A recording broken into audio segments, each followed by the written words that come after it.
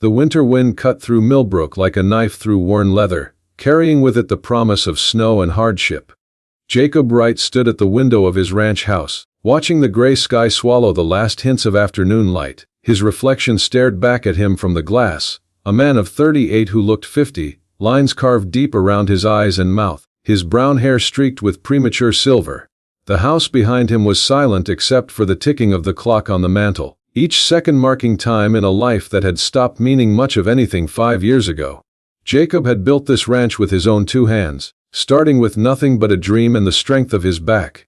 He'd married young, to a woman named Catherine who had eyes like summer sky and a laugh that could make the hardest day feel bearable. They'd planned for children, for a house full of noise and love, for growing old together watching their grandchildren play in the same fields where their own children would run. But Catherine had died in childbirth along with their daughter, and Jacob had buried them both under the cottonwood tree on the hill, and something inside him had died too. For 5 years he'd worked this land alone, refusing help, refusing company, refusing to let anyone close enough to hurt him again. The ranch hands he hired stayed in the bunkhouse and knew better than to make conversation. The neighbors stopped inviting him to gatherings. The preacher stopped asking him to come to church. Jacob had become a ghost in his own life, moving through the motions, tending cattle and mending fences and watching seasons change without really seeing any of it. The sound of horses drew his attention back to the present. A wagon was approaching, moving slowly down the road that led to his property. Jacob frowned. Nobody came out here anymore, not unless they wanted something, and he'd made it clear he had nothing to give. He grabbed his coat and stepped onto the porch, his hand resting on the pistol at his hip more from habit than any real expectation of trouble. The wagon pulled up to his gate and stopped. The driver was a woman, perhaps 60 years old, with a face that looked like it had been weathered by every hard season the prairie could throw at it. Her dress was faded and patched, her hands rough on the reins. Next to her sat a younger woman, early 20s maybe, with honey-colored hair pulled back in a braid and eyes that wouldn't meet his. Even from a distance, Jacob could see the swell of her belly under her thin coat. The older woman climbed down from the wagon with difficulty, her movements stiff and pained. She walked toward Jacob without invitation, her chin held high despite the desperation Jacob could see in every line of her body. She stopped at the bottom of his porch steps and looked up at him with eyes that held no warmth, only calculation. Her voice was hoarse when she spoke, worn down by years of shouting or cigarettes or both. She told Jacob she had a business proposition. The girl in the wagon was her daughter, she said. Got herself in trouble with some no-good drifter who'd moved on months ago. The woman was widowed, barely scraping by, couldn't afford another mouth to feed, especially when there'd soon be 2 more mouths that couldn't earn their keep. She'd heard Jacob was alone out here, that he ran this whole ranch by himself, that he could probably use someone to cook and clean and handle the house while he worked the land. She was offering her daughter in exchange for $75 and whatever food she could fit in the wagon. The girl would work hard, she promised. She knew how to cook and sew and keep a house. The baby would come in a month, maybe less, but that wasn't Jacob's concern. It was just business, she said, just a practical arrangement. Jacob felt something cold and dark twist in his gut. He looked past the woman to the girl in the wagon. She was thin, too thin for someone carrying a child, and there were bruises on her wrists that her sleeves didn't quite cover. She sat perfectly still, her hands folded over her belly, her eyes fixed on something in the distance as if she could will herself to be anywhere but here.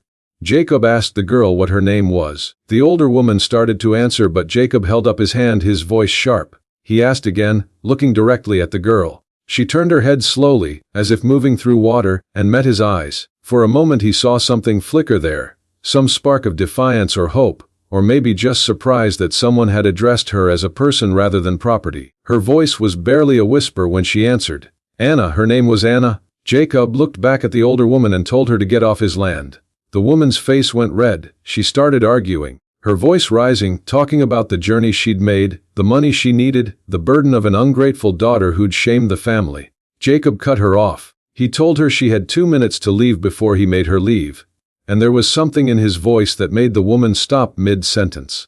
She stared at him, rage and desperation warring on her face, then spat into the dirt and climbed back onto the wagon. She whipped the horses and took off down the road, never once looking back at the daughter she was leaving behind. Anna sat frozen in place, as if she couldn't quite process what had just happened. Jacob walked to the wagon and stopped a few feet away, keeping his distance so he wouldn't frighten her. He told her she was welcome to stay if she wanted, that she didn't owe him anything, that she was free to leave whenever she chose. He said these things in a voice he barely recognized as his own, a voice that held something besides the flat emptiness that had characterized his speech for 5 years. Anna looked at him for a long moment. Then, slowly, she climbed down from the wagon, her movements careful around her swollen belly. She swayed on her feet and Jacob moved forward instinctively to steady her, but she flinched away from his touch. He backed off immediately, holding his hands up to show he meant no harm. He gestured toward the house and told her to come inside where it was warm. The house felt different with another person in it. Jacob showed Anna to the spare room, the one that was supposed to have been the nursery, the one he'd kept closed for 5 years because he couldn't bear to look at the empty cradle he'd built. He'd finally cleared it out last year, putting the cradle in the barn, turning it into a simple bedroom with a bed and a dresser and nothing else. He told Anna the room was hers for as long as she needed it. Anna stood in the doorway, her arms wrapped around herself. She asked him why he was helping her. Her voice was stronger now, suspicious, waiting for him to name his price. Jacob was quiet for a moment, then told her the truth. He said he didn't know exactly why, except that letting her be sold like livestock would have made him the kind of man he didn't want to be. He said she didn't have to trust him, that she shouldn't trust anyone after what she'd been through, but that he gave his word she was safe here. That first night passed in careful silence. Jacob made a simple dinner of beans and cornbread, the same thing he'd been eating for years because it required no thought or effort. Anna ate hungrily as if she hadn't had a proper meal in weeks, which she probably hadn't. She thanked him quietly and retreated to her room. Jacob lay awake in his own bed, listening to the unfamiliar sounds of another person in the house, wondering what he'd gotten himself into. Morning came with snow, the first real snow of the season, blanketing everything in white.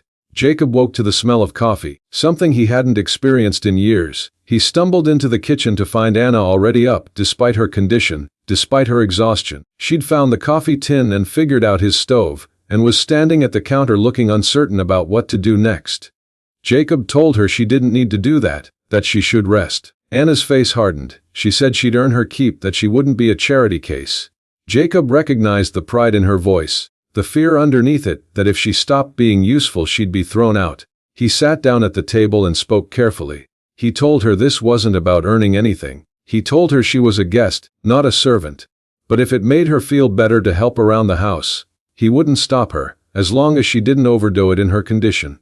They found a rhythm over the following days.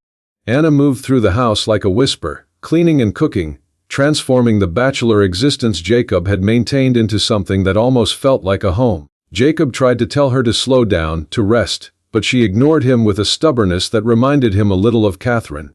He found himself talking to her as they worked, small things at first, about the ranch and the weather and the cattle. Anna listened but rarely responded, as if she'd forgotten how to have a normal conversation.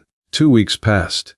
The snow deepened. Jacob was working in the barn one afternoon when he heard a crash from the house. He ran inside to find Anna on the floor, a broken plate scattered around her, her face pale and her hand pressed to her belly. She said the baby was coming, that it was too early, but it was definitely coming. Jacob felt panic rise in his throat. The nearest doctor was in town. An hour's ride in good weather impossible in this snow. The midwife lived even farther out. Jacob helped Anna to her room, his mind racing. He'd helped birth calves and foals, but this was different. This was a human life, a woman who'd come to matter to him in ways he hadn't expected. He got her settled on the bed and went to boil water, gathering clean cloths, trying to remember everything he'd heard Catherine talk about when she was preparing for their own baby. The labor went on for hours. Anna didn't scream or cry out, but Jacob could see the pain in every line of her body, in the way her hands clenched the sheets, in the sweat that soaked her hair. He stayed with her, offering water, wiping her forehead, feeling utterly helpless.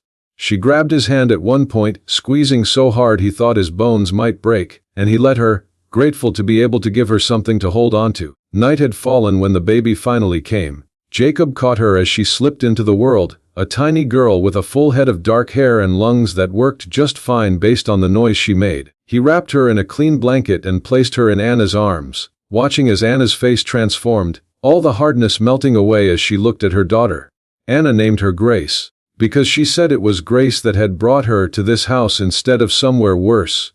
Grace that had given her a safe place to bring her baby into the world. Jacob felt something crack open in his chest, something that had been frozen solid for 5 years. He looked at this woman holding her newborn daughter, and felt the stirrings of something he'd thought was dead forever. The weeks after Grace's birth passed in a blur of sleepless nights and endless feedings.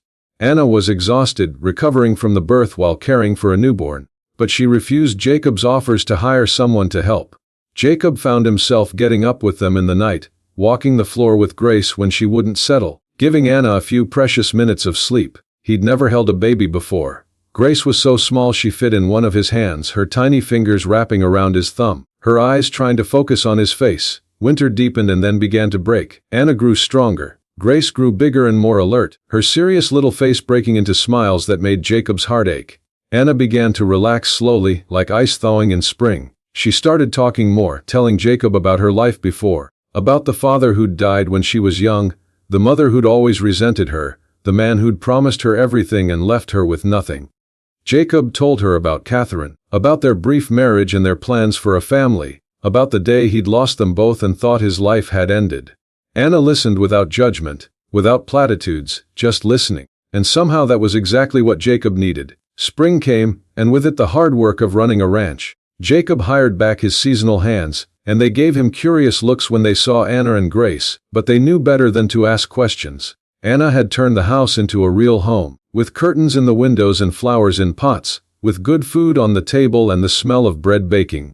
Grace was crawling now, getting into everything, filling the house with laughter and chaos. Jacob realized he was happy. The thought hit him one evening as he sat on the porch watching Anna play with Grace in the yard. He was happy. After 5 years of gray existence, of going through the motions of believing he'd never feel anything but grief again, he was happy.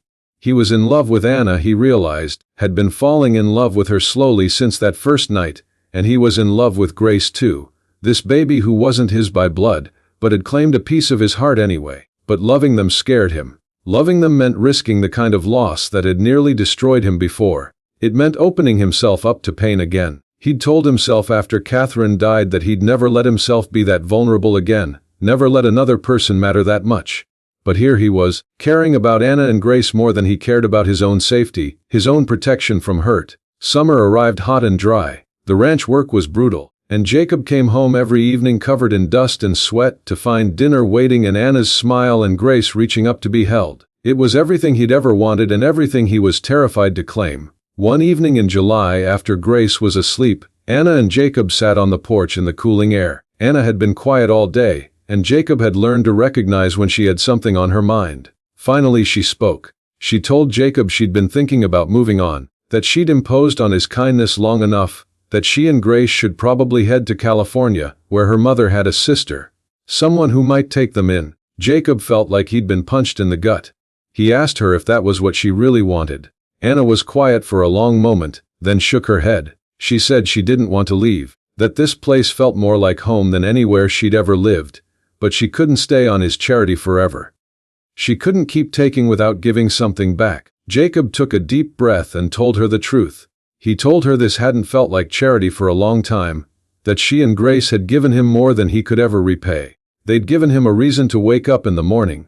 They'd given him laughter and warmth and purpose. They'd made this house feel lived in again, made his life feel worth living again. He told her he loved her, loved both of them, and if she'd have him, if she thought she could trust him with her heart, he'd like them to be a family. A real family. Anna's eyes filled with tears. She told Jacob she'd been afraid to hope for this, afraid that wanting it would somehow make it impossible. She told him she'd fallen in love with him too, with his kindness and his steady presence and the way he was with Grace, the way he'd never once made her feel like she owed him anything. She said yes. They married in late August, a simple ceremony in the church in Millbrook with just a few witnesses. Anna wore a dress of pale yellow that made her eyes shine. Grace was there in a tiny white gown, babbling happily through the vows. Jacob slipped a ring on Anna's finger that had belonged to his grandmother, and when he kissed his bride, he felt Catherine's presence like a blessing, like permission to live again, to love again. The years that followed brought their share of hardships. There were droughts and cattle diseases and bank troubles and all the struggles that came with trying to make a living from unforgiving land. But there was also joy. There was Grace learning to walk and talk and ride her first pony. There was the birth of 2 more children, a boy they named William and another girl they named Catherine, after the woman who'd come before. There were nights by the fire with Anna's head on his shoulder and mornings waking up next to her warmth. Jacob thought often about that winter day when Anna had arrived, about how close he'd come to turning her away, about how one choice had changed the entire trajectory of his life. He thought about how grief had nearly consumed him, how he'd believed for 5 years that his life was over. That happiness was something that had died with Catherine. But Anna had taught him something important. She'd taught him that the human heart has a remarkable capacity to heal, to love again, to find joy even after devastating loss. Loving her didn't diminish what he'd felt for Catherine. It didn't replace it or erase it. It was simply different, a new chapter in a story he'd thought was finished. On their 10th anniversary, Jacob and Anna stood on the hill under the cottonwood tree where Catherine and their daughter were buried. Anna had never been jealous of Catherine's memory. Instead, she'd helped Jacob tend the graves, had brought flowers, had taught their children about the woman who'd come before. She understood that Jacob's capacity to love her so completely came partly from having loved and lost before, from knowing how precious and fragile life could be. Grace was 15 now, strong and capable, helping run the ranch alongside her father. William was 8, all energy and questions and mischief. Catherine was 6, quiet and thoughtful, with her father's steady nature. They were a family, not perfect but real, built on foundations of second chances and choosing kindness when it mattered most. Jacob put his arm around Anna and looked out over the ranch, over the land he'd worked for 20 years, over the home they'd built together. The wind carried the scent of grass and cattle and the distant promise of rain. Inside the house, he could hear the children arguing about something, their voices rising and falling, full of life. This was what redemption looked like, Jacob thought. Not the absence of pain or loss, but the courage to open your heart again anyway. Not forgetting what you'd lost, but making room for what you could gain. Not replacing what was gone, but building something new alongside the memories. Anna leaned into him and they stood in comfortable silence. Two people who'd both been broken in different ways, who'd found each other at exactly the right moment, who'd chosen to heal together. The sun was setting, painting the sky in shades of gold and crimson, and somewhere in the distance, a hawk cried out as it rode the thermals home. Jacob had spent 5 years believing his life was over, that he'd lost his chance at happiness when Catherine died. He'd been wrong. Happiness wasn't something you got one chance at. It wasn't a single story with a definitive ending. It was a choice you made every day, a door you decided to keep open even when it would be easier to lock it shut. He'd opened that door for Anna when every instinct told him to stay closed off and protected. She'd walked through it carrying her own pain and fear and hope, and together they'd built something neither of them could have built alone. They'd built a family. They'd built a home. They'd built a life that honored what came before while embracing what came after. The children called them for dinner, their voices carrying across the prairie. Anna squeezed Jacob's hand and they walked down the hill together, toward the warm lights of home, toward the noise and chaos and love that filled every corner of their lives. Behind them, the cottonwood tree stood sentinel over the past. Ahead of them their children waited, embodying the future. Jacob had learned that the heart doesn't have a limited capacity for love, that it expands to hold whatever you're brave enough to give it. He'd learned that loneliness isn't a permanent condition, that even the deepest grief can coexist with joy if you let it. He'd learned that sometimes the happiness you find isn't the happiness you expected, but it's exactly the happiness you needed. In Millbrook, people talked about Jacob Wright's transformation, about how a bitter, lonely rancher had become a devoted husband and father, about how opening his door to a desperate pregnant woman had changed his entire life. They talked about it like it was a miracle, and maybe it was, but Jacob knew the truth. It wasn't magic or fate or divine intervention. It was choice. It was deciding that compassion mattered more than self-protection. It was risking pain for the possibility of love. It was believing even after loss, that life could still hold beauty. As they stepped into the house, into warmth and lamplight and the smell of dinner cooking, Jacob looked at Anna and saw his whole world reflected in her eyes. He saw the scared girl she'd been and the strong woman she'd become. He saw every day they'd built together, every struggle they'd overcome, every moment of joy they'd shared. He saw Grace and William and Catherine, miracles all three, evidence that love creates more love, that families can be built from broken pieces, that happiness isn't something you find but something you make. The door closed behind them, shutting out the cold and the dark. Inside there was light and laughter and the sweet chaos of family life. There was everything that mattered, everything that made the hard days worth enduring, everything that transformed a house into a home and existence into living. Jacob had thought his story ended when Catherine died. He'd been wrong. It was just beginning.